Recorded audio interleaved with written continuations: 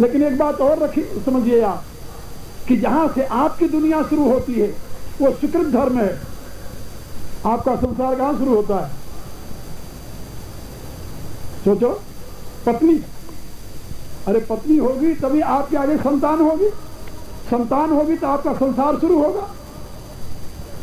इसलिए सुकृत धर्म से संसार शुरू होता है और सच धर्म जो है वो आपके जीवन को पोषण में प्रवृत्त करता है। इसलिए रामायण में एक बात बताई गई कि जहां पर मातृभाव हो वहां तो विश्वास करना चाहिए और जहां स्त्री भाव हो, पत्नी भाव, वहां विचार करना चाहिए, विश्वास नहीं करना चाहिए। क्यों भाई?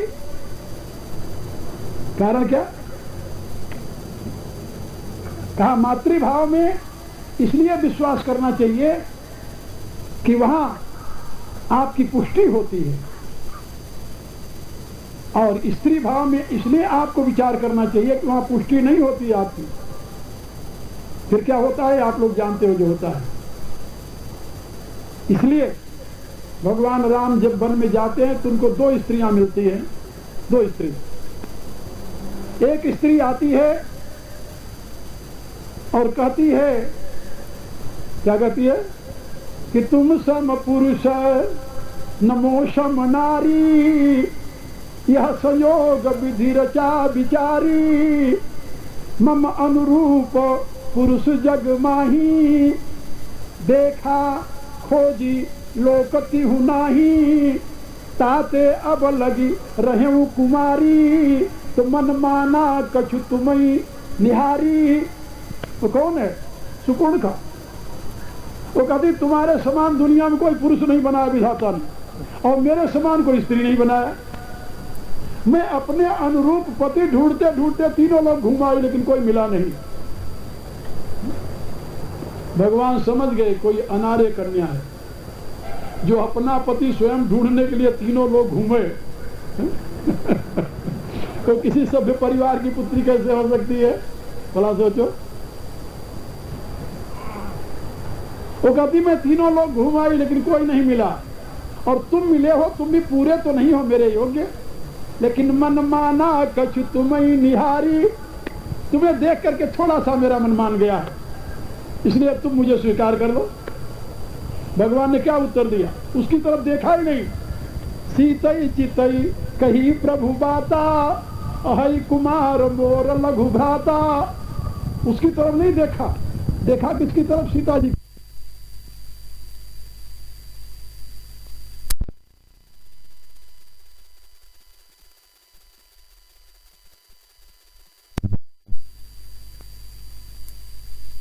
विचारधारा के मार्ग को मारने वाला, जो कुत्सित विचार वाले लोग हैं उनको दंड देने का काम वो करता है, मैं नहीं करता।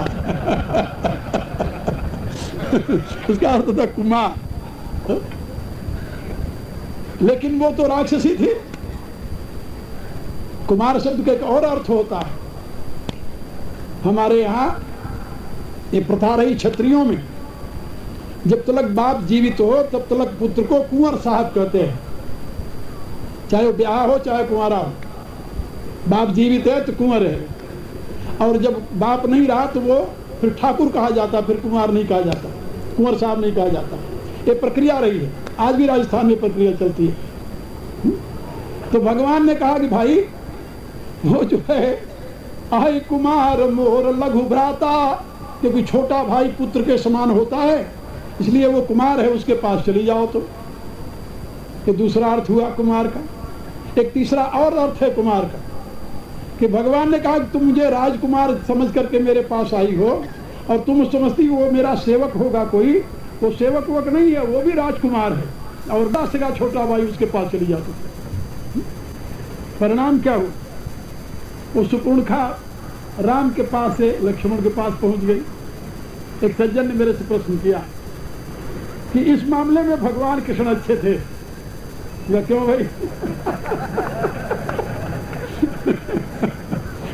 क्यों, क्या बात हो गई? क्या भगवान कृष्ण यदि होते तो कह देते देवी या तू चल, फिर हम तुम्हें। मैंने उनसे कहा हमका ऐसी बात नहीं, भगवान कृष्ण ने बार बार ये गीता में घोषणा की है कि मैं अनन्य भाव से जो मेरी शरण में आता है उसको मैं स्वीकार करता हूं। कौन हो? अपचेत सुदुराचार, घोर दुराचारी क्यों न हो, भजते माम अनन्य भाव, जो अनन्य भाव से मेरी शरण में आवे उसको मैं स्वीकार कर लेता हूं। ये तो शर्त है भगवान कृष्ण की। का यही शर्त तो भगवान राम की भी है। यदि सुपुणखा अनन्य भाव से आई होती, अनन्य भाव माने जब उन्होंने कहा कि वो मेरा भाई वो भी कुमार है, तो वो कहती कि मैं भाई वही किसी को नहीं जानती, मैं तो तुम्हारे ऊपर समर्पित हूं। ऐसी निष्ठा थी उसकी? नहीं थी। राम के कहते हैं तुरंत लक्ष्मण के पास पहुंच गई। गई लक्ष्मण रिपु भगनी जानी, और प्रभु बोलो की बोले मृदुबानी, सुन सुंदरी मैं उनकर दासा, पराधीन नहीं तोर सुपासा। लक्ष्मण जान गए कि शत्रु की बहन है, पहचान गए, क्योंकि माया में रूप धारण करने वाले को लक्ष्मण पहचानते हैं। ये तो आप लोग जानते हैं ना, रामायण में पढ़े होंगे। सती जब सीता का वेश बनाकर पहुंची राम के सामने, तो सबसे पहले किसने देखा? लक्ष्मण ने।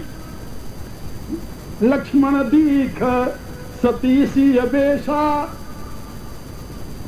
लक्ष्मण ने देखा कि ये तो सती जी सीता का वेश बनाकर आ रही, और फिर बोले नहीं कुछ। क्यों नहीं बोले? कहीं न सकत कछु अति गंभीरा, प्रभु प्रभाव जानत मति धीरा। तो समझ गए कि जब मैं पहचान गया हूं तो मेरे प्रभु पहले पहचान लेंगे, इसलिए बताने की जरूरत नहीं कि भगवान प्रभु ये सीता जी नहीं, ये तो सती जी है। और जब भगवान राम के सामने पहुंची तो भगवान राम ने तुरंत उनको प्रणाम किया। प्रणाम किया, और प्रणाम ही नहीं किया, देखी दूर ते कीन प्रणामू, पिता समेत लीन निज नामू। बताया कि मैं दशरथ का पुत्र राम को, भगवती को प्रणाम करता, और प्रणाम ही नहीं किया, साथ में एक और बात कह दी। कहे बोहरी कहाँ वृष केतु, विपिन अकेली फिरऊ कही हेतु। अरे कहा बताओ, वृष केतु धर्मध्वजी, जिसका पति धर्मध्वजी हो और उसकी स्त्री अधर्म का रास्ता अपना ले तो शर्म की बात। दंड कहे बोहरी कहाँ वृष केतु, वृष केतु माने वृषभ केतु। वृषभ जो है वो धर्म का प्रतीक है और भगवान शंकर की ध्वजा में रहता है, इसलिए भगवान शंकर जो है मूलम धर्म तरोर विवेक जलधे, तो धर्म रूपी वृक्ष के मूल है भगवान शंकर, और वो धर्म की ध्वजा धारण करने वाले हैं। और भगवान शंकर की अर्धांगिनी सती अधर्म के मार्ग पर चल रही हैं। अरे दूसरे की पत्नी का रूप बनाकर उसको ठगना चाहती हैं, इससे बड़ा और धर्म क्या हो सकता है? तो भगवान ने व्यंग में कहा, कहे बोहरी कहाँ वृष केतु, और विपिन अकेली फिरऊ के ही हेतु। तुम अकेली जंगल में क्यों घूम रही हो? सती शर्म के मारे वहीं गड़ गई। खैर, मैं आप केवल यह बताना चाहता था कि सुपूर्णखा राम के पास पत्नी भाव से आई। राम ने उसकी परीक्षा ली, परीक्षा में वो फेल हो गई, और परिणाम यह हुआ कि उसका नाक और कान दोनों कटवा लिए। ये तो जानते हो। लेकिन एक दूसरी स्त्री आई राम के सामने, वो किस रूप में आई? मां के रूप, मां के। उसका क्या नाम था? सबरी। एक ब्राह्मण कन्या है, दूसरी सबर कन्या है। ये भी देखिए जरा, एक ब्राह्मण कन्या है, विश्रवा की पुत्री है वो। मां भले उसकी दानवी रही हो, पिता तो ब्राह्मण है, ऋषि है, उसकी पुत्री है। लेकिन पथ भ्रष्ट कौन हो जाए, कब हो जाए, क्या कहा जा सकता है? हमारे यहां पतित ब्राह्मण को ही राक्षस कहते हैं, और पतित क्षत्रिय को असुर, दानव। बात समझे? वो विश्रवा की पुत्री है, ब्राह्मण कन्या है। वो पति रूप में वर्ण करने आई, उसका नाक कान कटवा दिए, क्योंकि यदि कोई पुरुष अन्याय करे तो उसका वध कर देना चाहिए, और यदि स्त्री अन्याय के मार्ग पर चले तो उसका वध नहीं करना चाहिए। क्या करना चाहिए? नार्या करणादि कर्तन, यह त्रिस्मृति का संदेश है कि यदि कोई स्त्री कुमार पर चलती हो तो उसका नाक कान काट लेना चाहिए, और यदि कोई पुरुष कुमार पर चले तो उसका वध कर देना चाहिए। और त्रिस्मृति में ये घोषणा की गई, परिणाम यही हुआ। लेकिन जब एक नारी मां के रूप में उनके सामने आती है तो भगवान उसके झूठे फल को, एक सबर की कन्या के दिए हुए झूठे फल को और प्रशंसा करते हुए खा रहे। और इतने नहीं, खाए ही नहीं, बल्कि तुलसीदास जी लिखते हैं कि जब भगवान राम लौट करके आते हैं वन से, तो घर गुरु गृह प्रिय सदन सासुरे भई जहां जहां पहुंचाई, तह तह कही सबरी के फलन की रुचि माधुरी ने आई। मेरे कहने का अभिप्राय कि धर्म आपको ये बात सिखाता है,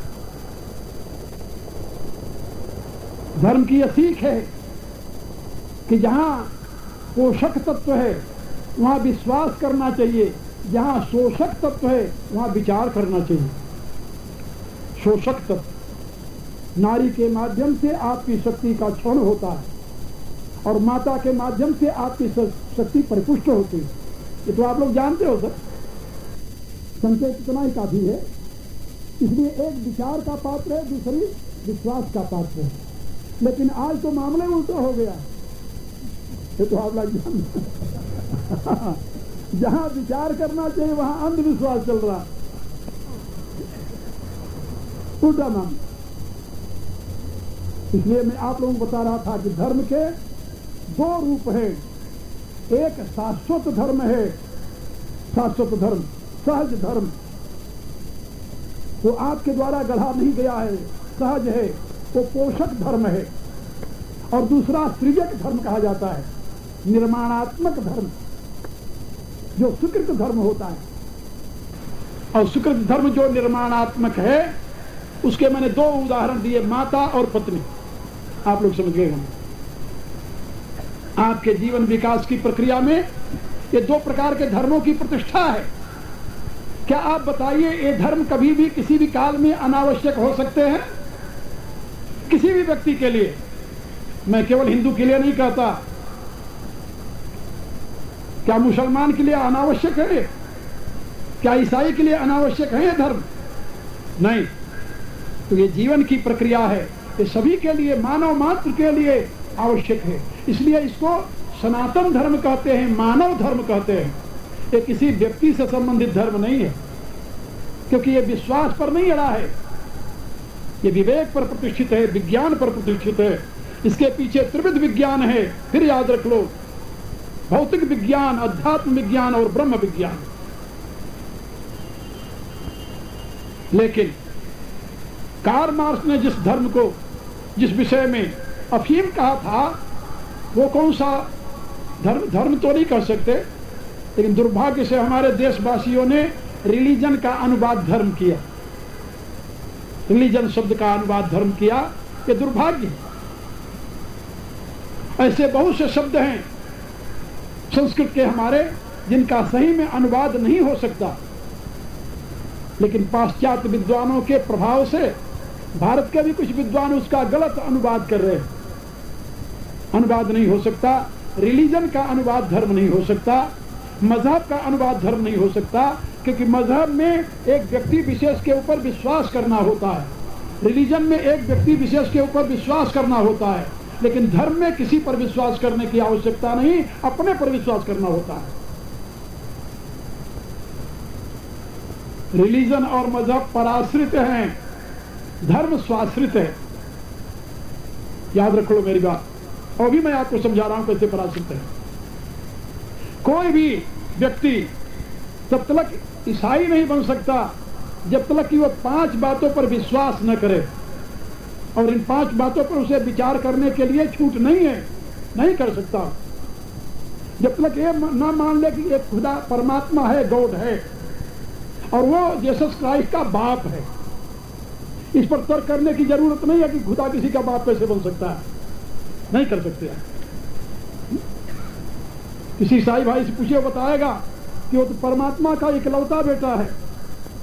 एक बार चर्च में मैं बोलते हुए विनोद में उन लोगों से प्रश्न किया, हम कहा कि परमात्मा का इकलौता बेटा है ईसा मसीह, कि आप हमें यह बता सकते हो कि बाद में परमात्मा की संतान क्यों नहीं हुई दोबारा? इसमें 3 ही कारण हो सकते हैं, या तो परमात्मा की स्त्री मर गई हो, या वो तलाक दे दिया हो, या उसने फैमिली प्लानिंग कर ली हो।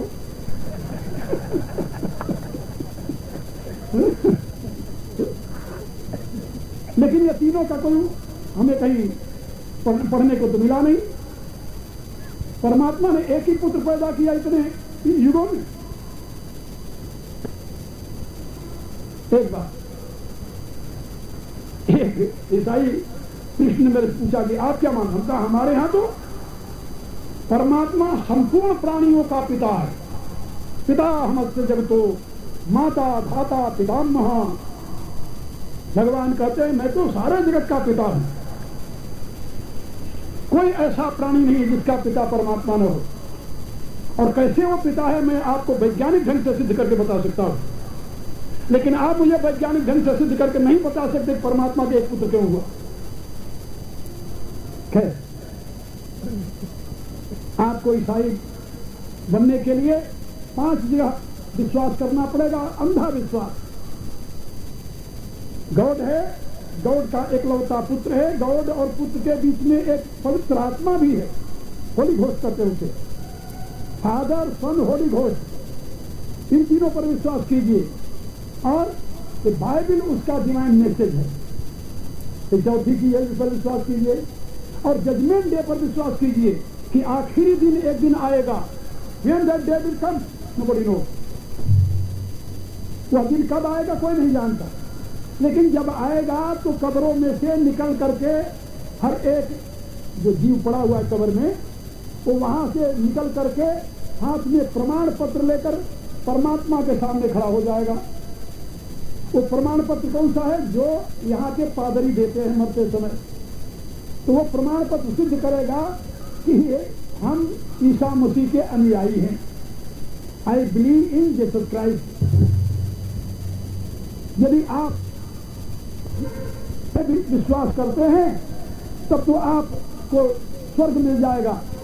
और यदि आपने सिद्ध नहीं किया, कहीं वो कब्र में पड़े पड़े उस प्रमाण पत्र को दीमक खा गए तो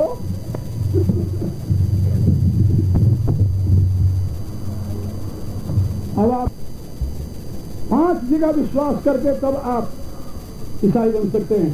और 5 जगह तर्क के लिए स्थान नहीं है। You can't ask that when that judgment day will come, how God produced only one son, how Mary become wife of God, where is the Holy Ghost between you two, and how I can believe that book of bundle of fancy story Bible is called message of divine power. You can't ask me. आज सोचिए, पहले जब pope का शासन था तो जो कोई बाइबल के खिलाफ बोलता था उसको मृत्यु दंड दिया जाता था।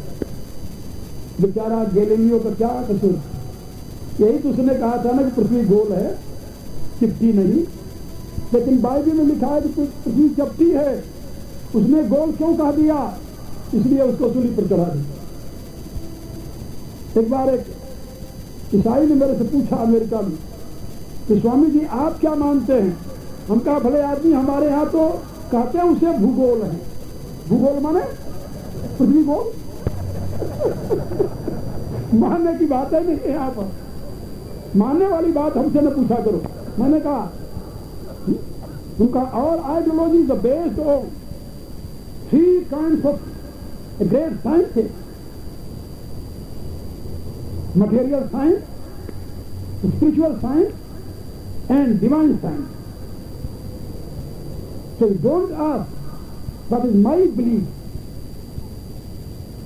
We know, we never believe. हम जानते हैं, मानते नहीं.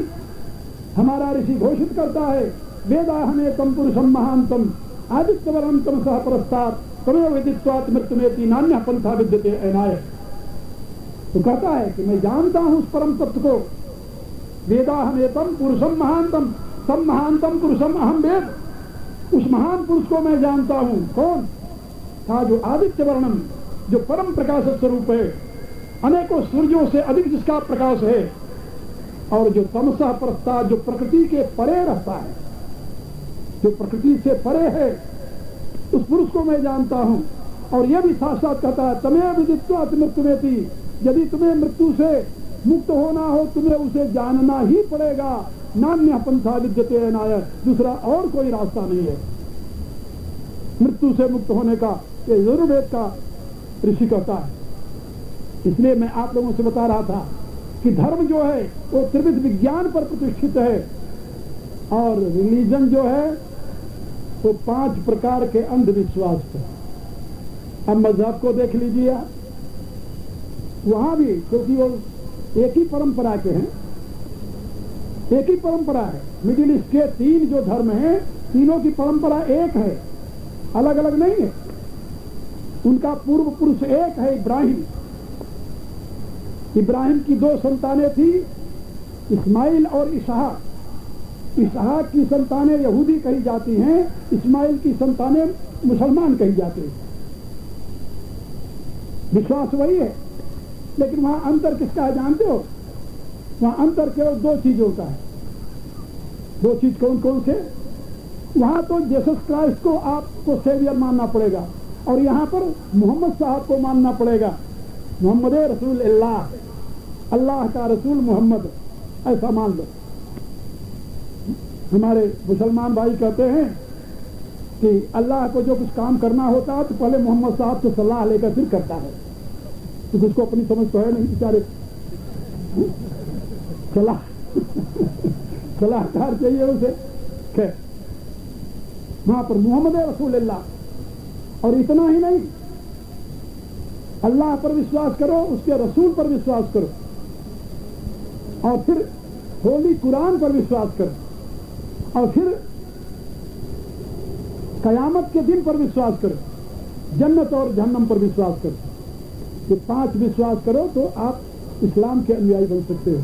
इसमें से एक को यदि अस्वीकार कर दो तो फिर नहीं बन सकते. क्या बताऊं आप लोगों को, जिसमें अपने देश में घोर अत्याचार चल रहा था, आक्रांता मुसलमानों का, जबरी लोग तलवार की नोक पर धर्म परिवर्तन किए जाते थे. उन दिनों कुछ विद्वान यहाँ से अजमेर गए. अजमेर, वहां पर ख्वाजा चिश्ती की दरगाह है, जहां पर है, वहां पर एक सूफी संत थे चिश्ती, उनका नाम है चिश्ती. उनसे मिले और कहा कि आप जरा अपने अनुयायियों को इस अत्याचार करने से रोकिए कि हम लोग भी भगवान में आस्था रखते हैं.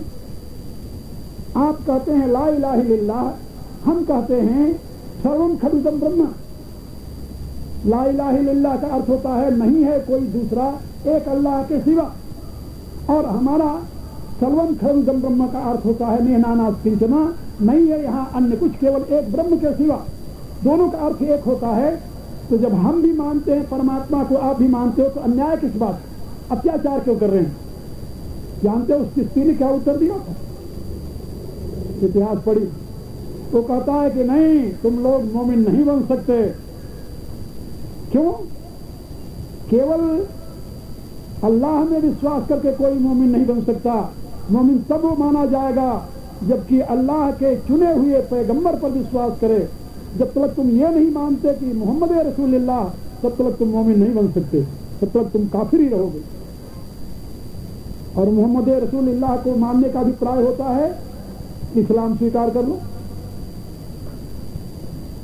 ये ख्वाजा चिश्ती की बात मैं बता रहा हूं, जिसकी चादर चढ़ाने हमारे नेता लोग दौड़े रहते हैं. खैर, मैं केवल आपको इतना बताना चाहता था कि धर्म का अनुवाद अंग्रेजी में रिलीजन नहीं हो सकता, अरबी में मजहब नहीं हो सकता। वो सब एक व्यक्ति के विचार है। विचार सही है या गलत, मैं इस पर कुछ नहीं कहता, लेकिन धर्म जो है यह अनुसंधानित सत्य है।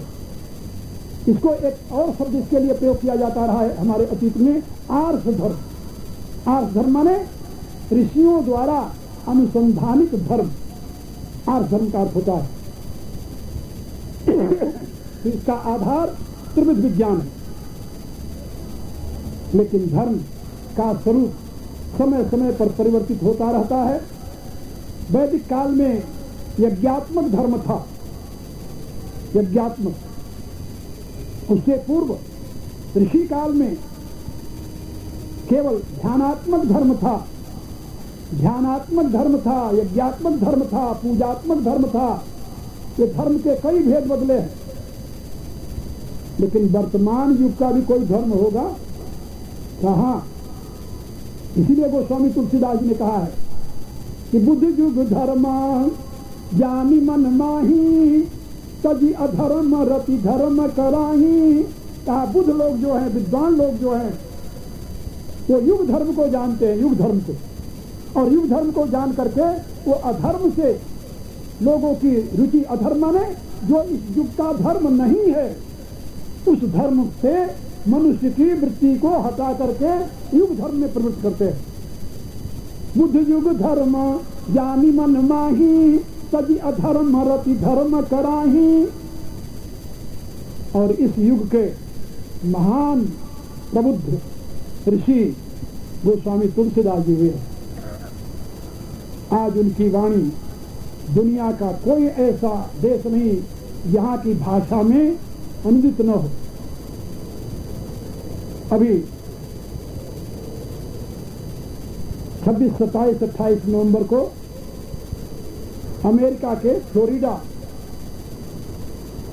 यूनिवर्सिटी में, फ्लोरिडा स्टेट में, फ्लोरिडा यूनिवर्सिटी में गोस्वामी तुलसीदास जी के ऊपर 3 दिन की कॉन्फ्रेंस रखी गई थी।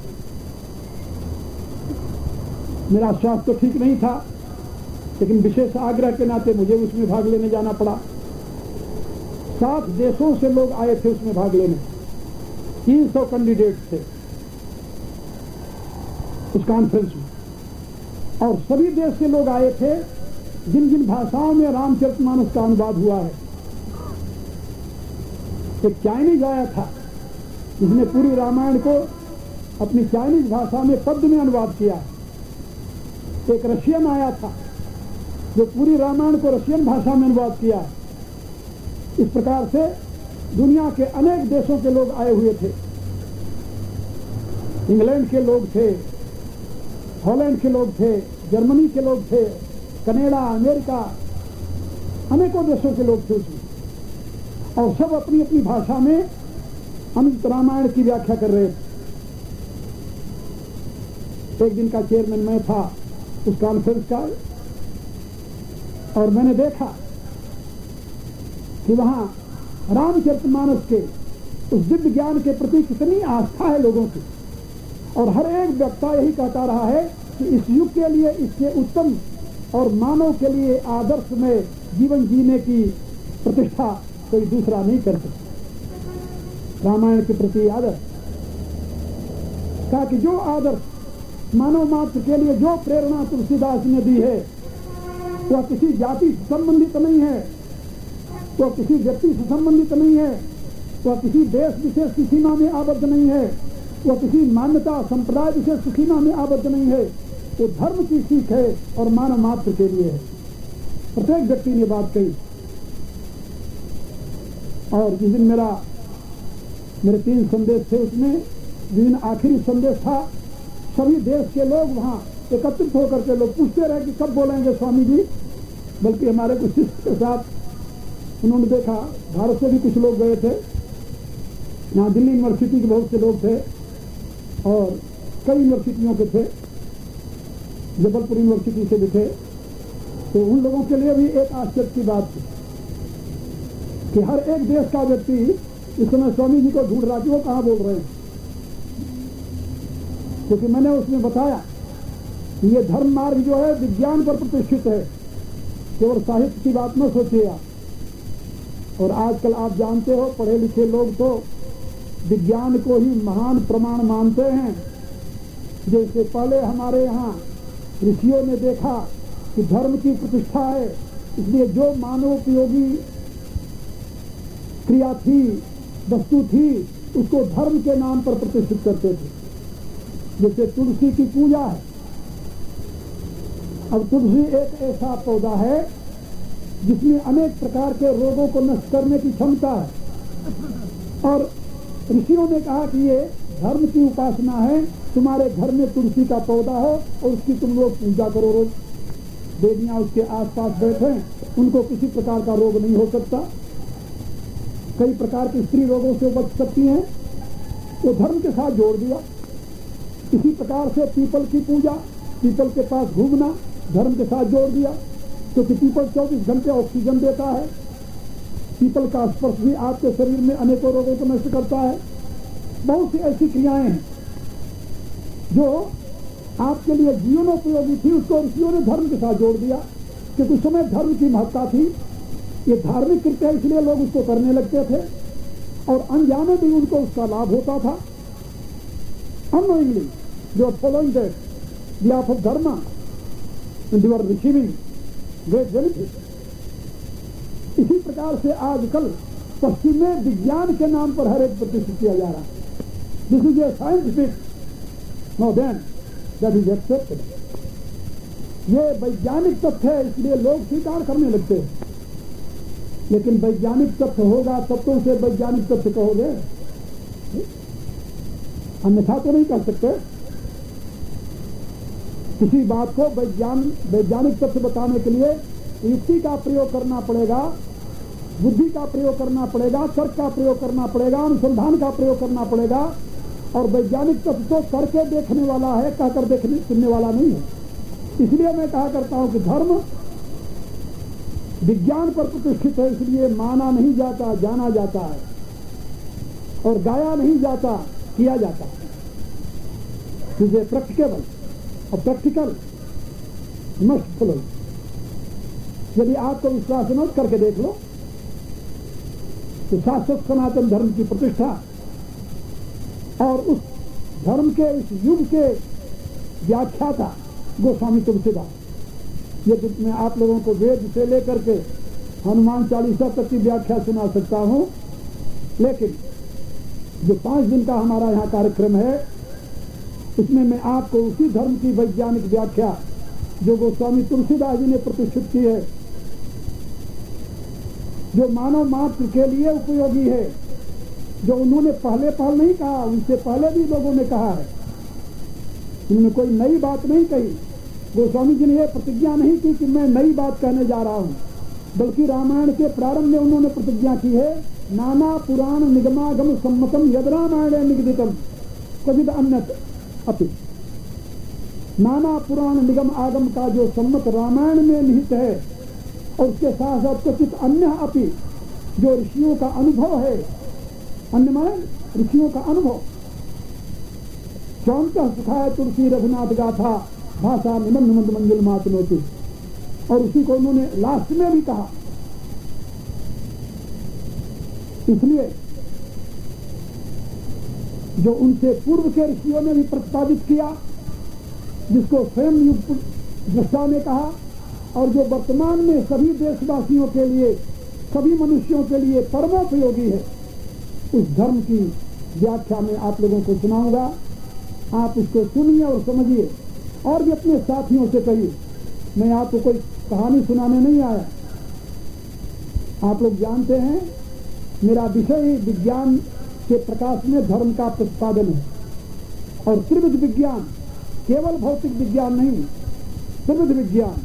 तो विज्ञान के 3 जो भेद मैंने अभी बताए हैं, ये तीनों भेद आप तर्क द्वारा समझ सकते हैं, युक्ति द्वारा समझ सकते हैं, अनुसंधान द्वारा समझ सकते हैं। केवल मेरे कहने से मान लें ऐसी बात नहीं है। आप सब जानते हैं कि शरीर का बिना बोध हुए आप इसका प्रयोग नहीं कर सकते, इंद्रियों का बिना बोध हुए आप इसका प्रयोग नहीं कर सकते। आप सब भली बात जानते हैं कि मन और बुद्धि का बिना बोध हुए इसका प्रयोग